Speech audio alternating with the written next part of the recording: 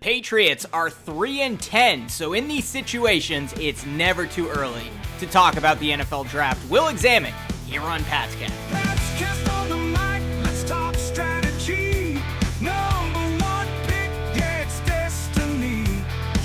Welcome to Patscast. I'm Brad Whitaker. Good to be with you. The Patriots currently sit at number 4 in the NFL draft order. And I titled this video, What If the Patriots End Up with the number 1 pick? And the reason I titled it that way is there is a very high probability the New England Patriots end up with the number 1 pick in the 2025 NFL draft. Look at the rest of their schedule. They have to go on the road against NFC West contender Arizona Cardinals. They have the Buffalo Bills on the road, they have the Chargers at home, and then the Bills at home. There's a good chance the Patriots don't win a game the rest of the season, thus finishing 3-14, which should put them at either the number 1 or number 2 overall pick. Like I said, they're currently at number 4. The teams ahead of them are the Vegas Raiders, the Jacksonville Jaguars, and the New York Giants. Chances are, a couple of those teams are going to pick up a win or two in that time. Not to mention the Patriots have perhaps the weakest strength of schedule compared to the teams they're going up against for potential tiebreakers. So if they end up with the same record as some of these teams, the Patriots will end up with a higher draft choice in all likelihood, depending on how the schedule plays out. But right now, it's looking pretty good for the Patriots in terms of tiebreakers as well. So there's a good chance, like I said, they end up first overall or second overall heading into the draft. And if that's the case, what should they do? The debate has already begun among Patriots fans. If they end up with a high draft pick, should they stand pat, take one of the top players available, or trade back and stockpile picks? And we know the argument for trading back. The Patriots have a ton of needs right now at wide receiver, at cornerback, certainly at offensive tackle, and they probably need an edge rusher as well. So outside of the quarterback position, the most important positions on the field, the Patriots have major holes at the moment. So the question whether or not they should stand pat or trade back, in my opinion, really depends on how they address NFL free agency. I think the most important need right now is getting a real left tackle, and that's not to take anything away from Vederian Lowe. Before the season, I wanted Vederian Lowe gone. He was not a great contributor to the Patriots until this season, where he's arguably their most improved player and has done a much better job than most of us were expecting at left tackle. That said, you want to be a contending NFL team, you do not want Vederian Lowe starting at left tackle. Backup, that's fine. He's a solid backup at the tackle position, but I don't want Vederian Lowe going forward. Give him all the credit in the world. He's a nice guy. He's done well this season. I hope he's back next year, but I hope he's back as a backup. So really, if the Patriots can take a left tackle in NFL free agency, it opens up a ton of possibilities and I think allows them to not have to trade back and maybe take one of the premier players in the draft. And there are two guys that I'm really eyeing right now for the Patriots at left tackle, if they can pull it off in free agency. The number 1 guy, who I know the Denver Broncos are going to push hell and earth to extend, so the Patriots really have to throw the Brinks truck at him if they want to bring him to New England, is Garrett Bowles with the Broncos. He is, at least as of last week, according to Pro Football Focus, he was the second highest ranked pass blocker, and then he didn't allow a single pressure on Monday Night Football, so he might be first at this point. Garrett Bowles gets you that starting left tackle. I know he's kind of up there in age at this point, but gives you a solid veteran presence on the left side of that offensive line. The Patriots can add some depth at tackle and maybe come up with a plan to ultimately replace him in the long term, but that gives Drake May the protection he needs at the most important position. The Patriots have all the cap space in the world. They can throw that money at a left tackle. I know a lot of people want a big number 1 wide receiver, throw money at that. They want an edge rusher. There's lots of things they can do in free agency, but if you don't shore up the left tackle position, then all of these other players are just decoration at that point. Yeah, you can bring in a great receiver, but that only does so much if you can't protect the quarterback. And I know Drake May has done a lot with very little, but in order to get the most out of him, especially while he's on his rookie contract, you need to be willing to pay guys that are going to protect him, and then you can kind of work him into the scheme more and unleash him in ways that Alex Van Pelt really hasn't done so far. I think they had one QB-designed run play for Drake May last week, the only QB-designed run play with him all season. There's a lot more that you could do if you're comfortable with the protection in front of him, and that starts with the left tackle position. I think Garrett Bowles would be a home run, a slam dunk, whatever you call it. Patriots should be willing to give him $5 million more than the Broncos are willing to give him, regardless of the price. Get that left tackle there, and then you can do some cool things in the draft, as long as you don't have to worry about the tackle position. There's also Ronnie Stanley with the Baltimore Ravens. Bit of a shaky tackle up until this season where he's drastically improved. He'll be a free agent. If you can't get Garrett Bowles, I'd be very happy with Ronnie Stanley as well. And you get a premier tackle, or at least someone that is highly competent at the position, then I'm comfortable if the Patriots have the first or second overall pick with them staying and drafting a guy like Travis Hunter out of Colorado. We know the Patriots have holes, as I said, at cornerback, and they have good DBs, right? I mean, Christian Gonzalez probably going to make the Pro Bowl this year, all-pro caliber player. Very happy with Marcus Jones. Less happy with Jonathan Jones, but he's more than competent out there. But you need a real solid number 2 cornerback to line up opposite of Christian Gonzalez. And I think Travis Hunter can be that guy. I know there's some debate right now. He's a two-way player at Colorado. He's certainly capable of being a star cornerback in the NFL. He's certainly capable of being a star wide receiver in the NFL. People are debating if he's drafted, where is he going to play? You can't play him two ways.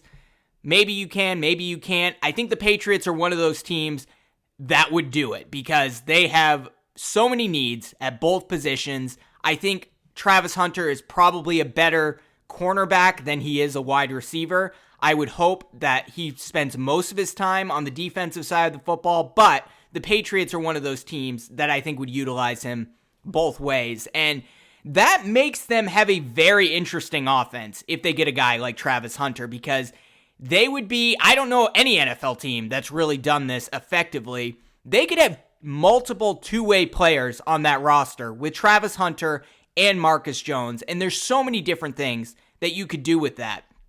You could put Travis Hunter on the field in third down situations, early drive situations, red zone situations, and then Marcus Jones can substitute as kind of that jitterbug type player while you're driving down the field on the plays in between. Just an idea. There's a lot that you could do there, or you could scheme it up where those guys basically platoon the wide receiver position so they can get the rest that they need to play full time on the defensive side of the football.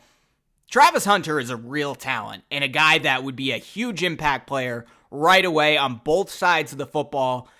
Again, if he were solely a wide receiver, if he were solely a cornerback, I don't think he would be a top 2 draft choice, but because he can be a star player potentially at both positions, if the Patriots address the tackle position in NFL free agency, then they can take Travis Hunter, and then you're checking a couple of boxes there. You're adding a cornerback, you're adding a wide receiver. You have the ability to get really creative on offense, really stand out to the rest of the NFL where you have these two-way players in Marcus Jones and Travis Hunter. I think they're going to work Marcus Jones into the offense a little bit more as the season goes on. He was a good decoy player last week, and the week before they ran a play with him. So I think we'll see a little bit more Marcus Jones the rest of this season, and then he has the opportunity to play even more offense next year, especially if you factor a guy in like Travis Hunter, and those guys can swap duties there on the offensive side of the football. I think there's so much potential there for creativity. Now, is Alex Van Pelt the most creative offensive coordinator? No, but I think it has gotten a lot better the last few weeks. And you have to remember, Alex Van Pelt prepared for the Patriots season having Jacoby Brissett as their quarterback, and they are slowly working their way out of that and building the offense around Drake May. But you can't really build the offense until you have another full offseason to really maximize Drake May's potential. I think bringing in a guy like Travis Hunter could do a lot there. There's also the possibility of them signing a wide receiver this offseason. The guy that's on everyone's mind is T. Higgins with the Cincinnati Bengals. Number 2 guy for Cincinnati, but plays like a number 1 guy. He's been on my fantasy team the last few weeks. He's my number 1 wide receiver. Can be a number 1 wide receiver on most NFL teams. And that's really what the Patriots need at the wide receiver position, which I'm not sure Travis Hunter really fulfills, is that tall, big-bodied, ex-boundary wide receiver spot. If they get a guy like T. Higgins, then I'm actually hesitant for the Patriots to stay at number 1 or number 2 overall if they land that draft spot. Another possibility is Chris Godwin, wide receiver for the Tampa Bay Buccaneers. He's coming off of an injury, has a bit of an injury history, so you might be able to bring him in for cheap. I know that's something that's very important to the Patriots, even though they have all the cap space in the world, but that's another alternative there. But again, like I said, the most important thing is for the Patriots to address offensive tackle, particularly left tackle, this offseason. And then you can think about bringing in a guy like Travis Hunter. Otherwise, I think you trade back and you stockpile as many picks and address all of those positions that need tackle, wide receiver, cornerback, edge rusher. There's a lot they can do there if they trade back, but it really hinges on what Elliott Wolf can do as the de facto GM in NFL free agency, and that will determine whether or not they should trade back in the NFL draft. But if you can get a guy like Garrett Bowles, then yeah, take Travis Hunter. I think it's a slam dunk, and then you're off and running. But if that's not the case, if they're not able to land a highly competent left tackle at the very least, then I say you trade back regardless of whether or not you can bring in a guy like T. Higgins or Chris Godwin. I think trading back is the wise thing to do unless you address the tackle position. Now, there are some tackles in this draft that could be real valuable to the Patriots. Unfortunately, there doesn't seem to be a Joe Alt, a guy who's the clear-cut number 1, start at left tackle on day 1, although I think Joe Alt's playing right tackle. I don't know. I don't follow the Chargers too much, but there isn't a Joe Alt caliber player. So a lot of these guys are probably going to move around before draft day ultimately hits in late April. Now, the number 1 guy on most draft boards at the moment is Calvin Banks with the Texas Longhorns. He's been a solid left tackle. We know how well Texas has played this season.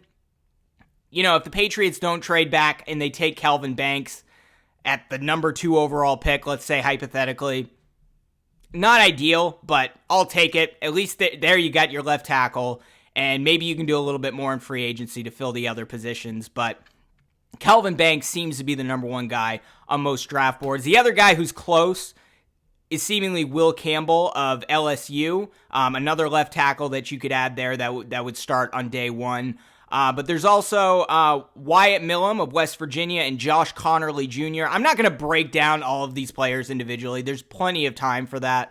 But NFL Draft Buzz actually has Millum and Connerly Jr. ahead of Will Campbell. So, as I said, there's going to be a lot of moving around there. And that's why I think if the Patriots aren't able to shore up left tackle in free agency, then you trade back and you have a lot of good guys to choose from that are going to go somewhere from the early to middle first round. As of right now, it doesn't look like there's any team with multiple first round picks, but there are some quarterbacks on the board. Obviously, Shedeur Sanders out of Colorado and Cam Ward. They seem to be the 2 first round candidates at the quarterback spot. Maybe there's a team in there that can do something like the Vikings did last season where they add another first round pick and the Patriots can trade back, maybe add another future first round pick, and then they can address multiple positions of need in the first round and get a guy like Wyatt Millum or Josh Connerly or Will Campbell if they're available in the middle of the first round. That's another opportunity there.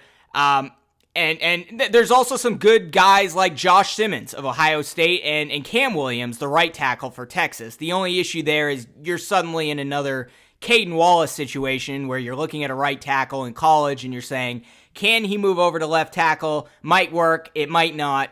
Haven't been too encouraged by Caden Wallace, although it's way too early to tell. Hopefully he'll be starting at right tackle next season and be the guy that the Patriots drafted him to be. But I wouldn't want to take that risk, once again, of taking a college right tackle, Josh Simmons, Cam Williams, and moving them over to the left side with a lack of experience there. I think if you can't get a Garrett Bowles or someone like that in free agency, you have to draft a Kelvin Banks, a Will Campbell, a Wyatt Millum, or Josh Connerly Jr.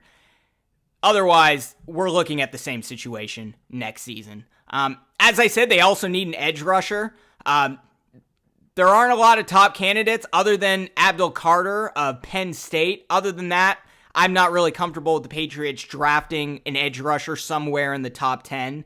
Not to mention defensive linemen, particularly edge rushers, tend to be available in free agency, and you can get top-tier players for somewhere between 15 to 20 million a year at the edge rusher position. So I think there's room to address that. I think guys like Khalil Mack, he's going to be a free agent. Reddick with the Jets, who held out for much of the season, he'll be available, but he hasn't done much this year. But I think edge rusher is something that you can probably address in free agency. And the Patriots do have some depth at that position. They just obviously are not getting to the quarterback. So, losing Matthew Judon was tough, although he hasn't done a lot in Atlanta this year. But there's going to be opportunities there in free agency to add some pieces to that defensive line, to the edge rusher spots. And I'm not sure you necessarily have to draft an Abdul Carter unless you trade back, you stockpile at tackle or receiver in free agency. You have some picks in the first round. Say you have the 5th or 6th pick, Abdul Carter's available.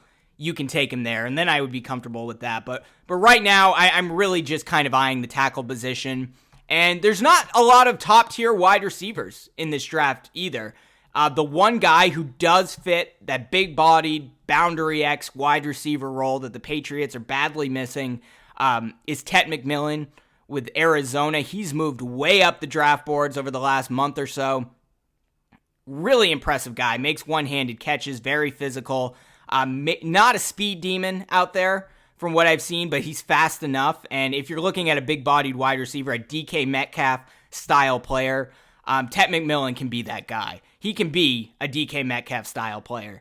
So, again, you address tackle in the offseason, you trade back, Tet McMillan's available, then maybe I'm comfortable taking him. But it really hinges upon NFL free agency and what Elliott Wolf is able to do there.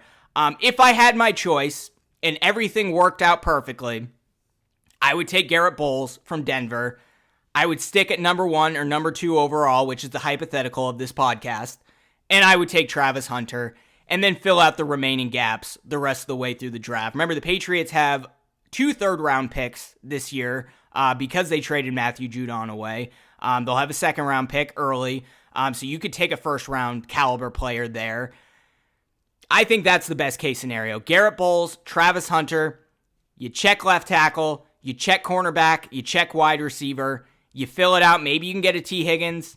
Maybe you have room to draft an edge rusher or pick up an edge rusher in free agency. I think that's the best case scenario, and I really hope Elliott Wolf is able to pull that off. But let me know in the comments below, what would you like to see the Patriots do in the offseason? And don't give me a response, fire Elliott Wolf. It's not going to happen, okay? It's not going to happen. Alex Van Pelt's going to be back. Elliott Wolf's going to be back. Gerard Mayo's going to be back. DeMarcus Covington's the one guy who probably won't be back. But I think 3 of those 4 guys will certainly return next season. And Elliott Wolf's on thin ice with me, but I still have a lot of hope in him because he drafted Drake May. It worked out. Jalen Polk looks like he's going to be a bust, but all the red flags that have come up with Jalen Polk this season, nobody was able to foresee that. All right, all 32 teams believed him to be a high-character guy, a good route runner, a guy with a great catch radius, strong hands. He's been everything but those things. Actually, he hasn't really been anything, to be honest. Jalen Polk, since the early weeks, has... there was a play on his lone target on Sunday against the Indianapolis Colts where Drake May wanted him to sit in the zone. He didn't do that. Miscommunication. Things like that need to get better. But Jalen Polk was a late first round, early second round caliber wide receiver, according to most NFL teams. I'm not going to knock Elliott Wolf too much for that selection. It didn't work out, but he was working on the intel that everyone had, and it turned out to be the opposite. He's been a distraction. He's been posting on social media. He's been talking about how he's the best receiver in the league when he hasn't had a catch in weeks. All right. And then there's Caden Wallace. not too happy with that. I wish they had been able to trade up and get a real left tackle, but it remains to be seen whether or not Caden Wallace can be a key contributor to this offensive line going forward. You can say the same thing about Layden Robinson at the guard position. I do think Layden Robinson has a bright long-term future in New England, to be honest. Some injury issues, some growing pains there, but I am pretty encouraged by him. But I'm not going to write off Elliott Wolf just yet. So let's not talk about Elliott Wolf. What do you want the Patriots to do this offseason? What do you think they should address? Do you agree with me? Take the best tackle, throw all the money in the world at him, and draft Travis Hunter, assuming they have a top 2 pick, and then fill out the remaining gaps from there. That's what I want to do. Let me know if you disagree and what you would do in the comments below. And if you're watching on YouTube, be sure to like this video, subscribe to the channel, hit that notification bell, or subscribe if you're listening on Apple Podcasts or Spotify, and we'll see you very soon.